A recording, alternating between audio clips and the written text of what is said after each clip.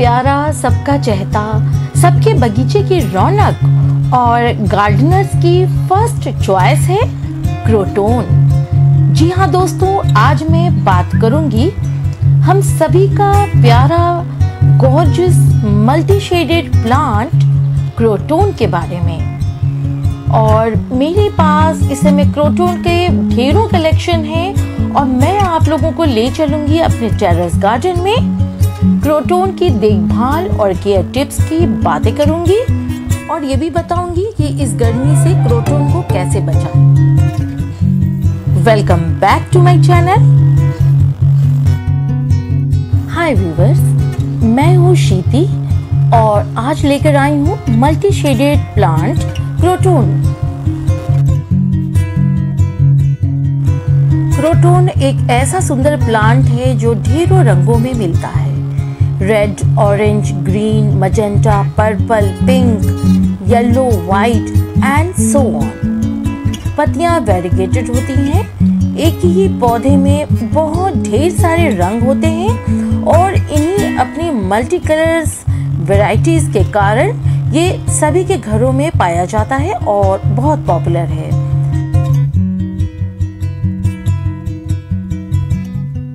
दोस्तों, क्रोटोन की संपूर्ण जानकारी के लिए मेरे साथ इस वीडियो के अंत तक बने रहिएगा।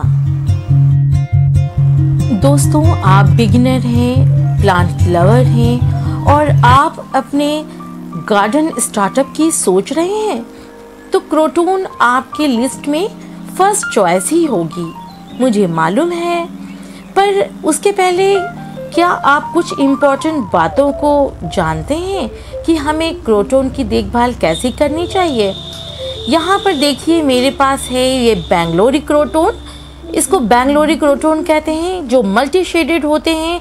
पत्तियाँ वेरीगेटेड लीव्स लिए होती हैं। कुछ की प्लेन मल्टी शेडेड लीव्स होते हैं, ट्विस्टेड लीव्स होते हैं, डॉटेड लीव्स होते हैं, कर्व्स, लॉन्ग लीव्स भी होते हैं, लंबी लंबी पत्तियां होती हैं और खूब वो ट्विस्टेड होती हैं। जैसा आप इमेजिन कर लें वो समझ जाइए क्रोटोन प्लांट में मिलेगा आपको। दोस्तों, मेरे इस प्लांट को आप देख रहे हैं, ये जो है मल्टी शेडेड बेंगलोरी क्रोटोन प्लांट है जो मैं सेमी शेड में रखती हूँ, लेकिन हफ्ते में 2 बार मैं इसको धूप दिखाती हूँ। लेकिन डायरेक्ट सनलाइट से बहुत बचाती हूँ क्योंकि डायरेक्ट सनलाइट से पत्ते बर्न हो जाते हैं और टूट के गिर जाते हैं। और मैं इनकी जड़ों में मिट्टी में मल्चिंग कभी कभी कर देती हूँ। कुछ प्लांट्स में आप मेरे देखेंगे मैंने मल्चिंग कर रखी है ग्रीन लीव्स से, जैसे उसमें मैंने लगा दिया है रेड टर्टल वाइन। और मेरे ये जो शेड्स पत्तियों में आए हैं ये इसी वजह से है कि मैं इनको मॉर्निंग के 3 से 4 घंटे की मॉर्निंग सनलाइट जरूर देती हूँ। यदि आप धूप में डायरेक्ट रख देंगे तो बहुत नुकसान होगा इस पौधों को, लेकिन यदि आप 3 से 4 घंटे की मॉर्निंग की धूप देते हैं जिसमें छन कर धूप आती है तो आपकी क्रोटोन प्लांट्स में खूबसूरती दिन पर दिन बढ़ती जाएगी। हर दिन आप पत्तियों में न्यू कलर्स देखेंगे। अदरवाइज आप यदि इंडोर में रख देते हैं, बिल्कुल वहाँ धूप नहीं आ रही है, तो आप देखेंगे आपकी पत्तियाँ ग्रीन और येलो कलर की बस होंगी। ये रेडिश जो है वो नहीं आएगा। ये देखिए ट्विस्टेड लीव्स वाले स्टार गोल्डन डस्ट लीव है जिसकी पत्तियाँ लंबी होती हैं, वेरीगेटेड होती हैं और ये भी क्रोटोन की वैरायटी है। क्रोटोन में लगभग 70 वैरायटीज देखने को मिलते हैं फ्रेंड्स, जिसमें से मेरे पास 6 से 7 वैरायटीज आप देख सकते हैं। ये बहुत ही थिन पतली पत्तियों वाला गोल्डन डस्ट क्रोटोन है। इसकी पत्तियां बहुत पतली होती हैं। नेक्स्ट है हमारा शॉर्ट लीव्स वाले गोल्डन डस्ट क्रोटोन।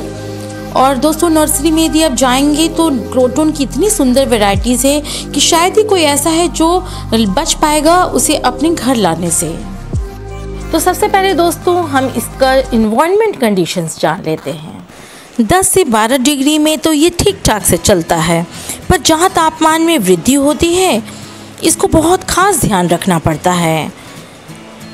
क्रोटोन एक पेरेनियल पौधा है जो साल भर ये चलता है और आपके साथ आपके गार्डन में रहता है। ग्रोइंग पीरियड की बात करते हैं तो ये स्प्रिंग और समर में इसकी ग्रोथ स्टार्ट हो जाती है और समर सीज़न में इसके नए नई पत्तियाँ, आप नए नए शूट्स देखने को मिलेंगे और पत्तियों में रंग बिरंगे कलर्स आने स्टार्ट होते हैं। आप देख रहे हैं मेरे क्रोटोन में ढेरों रंग बिरंगे कलर्स आए हुए हैं जो इसकी खूबसूरती को बढ़ा रहे हैं और मेरे बगीचे में फूलों की कमी का एहसास भी नहीं होने देते हैं। फरवरी और मार्च बेस्ट मंथ है इनके ग्रोइंग के लिए। फ्रेंड्स, आइए अब हम जान लेते हैं इसकी सनलाइट रिक्वायरमेंट को। ये बड़ा ही नाजुक प्लांट है और बहुत ही सेंसिटिव है। हमें इसके स्वभाव को एक बार ज़रूर जान लेना चाहिए, बस फिर उसके बाद क्या बात है, आपका प्लांट नए नए पत्ते, नए नए सूट प्रतिदिन देता रहेगा। तो दोस्तों, क्रोटोन को सनलाइट पसंद है, परंतु डायरेक्ट सनलाइट बिल्कुल पसंद नहीं है। इसको सेमी शेड में रखिए जहाँ पर छन कर धूप आती हो, या फिर मॉर्निंग की 3 से 4 घंटे की डायरेक्ट सनलाइट मिल जाए तो कोई परेशानी नहीं।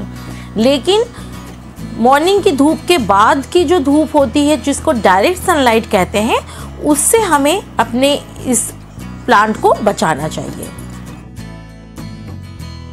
दोस्तों, आइए अब जानते हैं कि इस प्लांट का सॉइल कैसा होना चाहिए।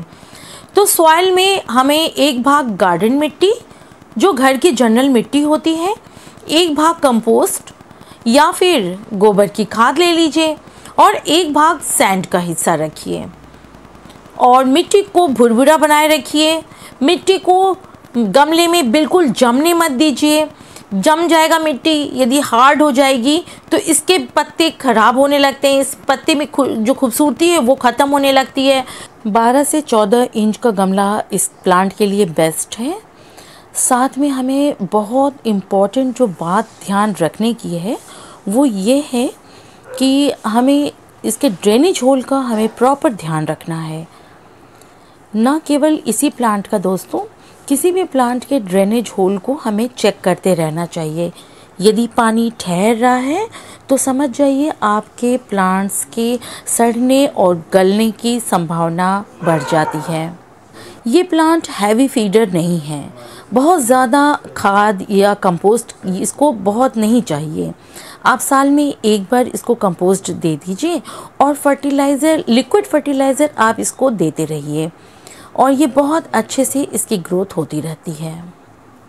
आइए दोस्तों, इसकी वाटरिंग की बात कर लेते हैं। तो फ्रीक्वेंट वाटर तो इसको बहुत पसंद है। इसको गर्मी में 2 टाइम इसको पानी देना ही देना है। शावरिंग और मिस्टिंग हमेशा करते रहिए और साथ ही हमें ओवर वाटरिंग और अंडर वाटरिंग से अपने पौधों को बचाना है। क्रोटोन के पत्ते ही इसकी जान है, इसकी सुंदरता की पहचान है। तो दोस्तों, पत्तों की सुंदरता बनाए रखने के लिए पानी से शावरिंग और मिस्टिंग हमेशा करते रहना चाहिए। साथ ही स्पंज से इसकी क्लीनिंग, इसके पत्तों की सफाई करते रहनी चाहिए और लिक्विड फर्टिलाइज़र भी इसको हमेशा देते रहना चाहिए। लिक्विड फर्टिलाइज़र का जो भी लिंक है वो मैं डिस्क्रिप्शन बॉक्स में शेयर कर दूंगी। काऊ डंग फर्टिलाइज़र और मस्टर्ड केक फर्टिलाइज़र आप मेरे डिस्क्रिप्शन बॉक्स में जाकर आप देख सकते हैं, वहाँ से लिंक आपको हेल्प मिलेगा। दोस्तों, इसमें एक प्रॉब्लम देखने को मिलती है ज़्यादातर, इसमें फंगस लगने की प्रॉब्लम बढ़ती है। जो वाइट मिली बग्स होते हैं वो इसमें स्टिकी होते हैं, वो पत्तियों पे और इसके डंठल स्टेम्स में चिपक जाते हैं। तो उससे बचाव के लिए आप नीम ऑयल का स्प्रे आप पौधों में आप कर सकते हैं, या फिर नीम की पत्तियों को उबाल कर उसके पानी को ठंडा करके आप उसको बॉटल में एक भर के स्प्रे करिए पत्तों में और उसके स्टेम्स में, पूरे पौधे में भी आप कर सकते हैं। तो इस तरह आप बचा सकते हैं अपने पौधों को फंगस से। तो इन सब बातों का आप ध्यान रखिए, आपके पौधे भी खूब सुंदर खिलखिलाते से आपके बगीचे में रहेंगे। तो फ्रेंड्स, मैंने सभी आवश्यक पहलुओं पर आप लोगों को जानकारी दे दी है। उम्मीद है आप लोगों को ये जानकारी पसंद आई होगी और यदि किसी भी तरह की आप लोगों को कोई भी कन्फ्यूज़न है तो आप कमेंट्स बॉक्स में आप मुझसे पूछ सकते हैं इस प्लांट के बारे में या किसी भी प्लांट के बारे में। मुझे अच्छा लगेगा। मेरे चैनल को आप लोगों ने फ्रेंड्स अभी तक सब्सक्राइब नहीं किया है तो नए नए अपडेट्स पाने के लिए सब्सक्राइब कर लीजिए और मेरे चैनल को लाइक करिए, क्योंकि एक भी लाइक आपका मुझे मोटिवेट करता है और नई नई वीडियो बनाने में मुझे इंस्पिरेशन मिलता है। तो दोस्तों मेरे चैनल पर अपने कमेंट्स ज़रूर दे दिया करिए। आपके कमेंट्स मेरे लिए बहुत हेल्पफुल होते हैं। मैं और भी ढेर सारे समर के प्लांट्स के केयर और टिप्स लेकर आप सभी लोगों के बीच आती रहूँगी। तब तक के लिए मुझे अपनी प्रकृति का ध्यान रखना है, प्रकृति से प्यार करते रहना है। Till then